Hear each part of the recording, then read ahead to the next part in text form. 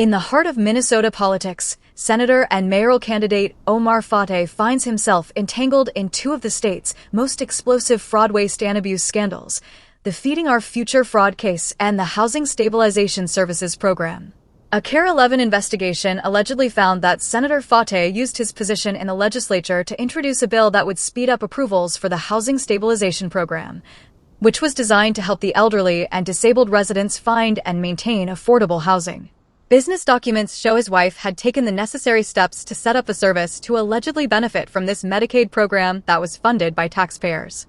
The Department of Human Services approves individuals getting services through this program, but at the time, they had a month-long backlog in applications. This legislation proposed by Senator Fateh would have shifted authority for approval of housing stabilization services from the state's Department of Human Services staff to case managers at the county level. Around the same time, documents were located exposing Senator Fateh's wife as the owner of a housing stabilization company called Community Development Services that would have possibly benefited from the fast-tracking of approvals.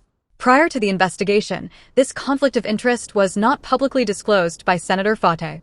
The investigation revealed that the reason for the Housing Stabilization Services program being overwhelmed with applicants was due to widespread fraud in the program. Fraudulent companies were being created, and those companies were then signing up clients without their knowledge and billing for services they never provided. The program ballooned from billing the American taxpayers $3 million in 2020 to costing over $104 million in 2024. The Department of Human Services has since shut down the program due to out-of-control fraud. This has added fuel to an already simmering fire, with Senator Fateh's receipt of campaign donations from the Feeding Our Future organization that allegedly siphoned over $250 million from federal child nutrition programs.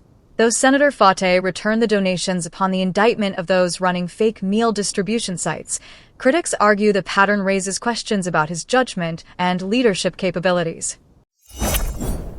Thanks for watching, liking, and subscribing to the Daily Scan, reporting stories that matter to you.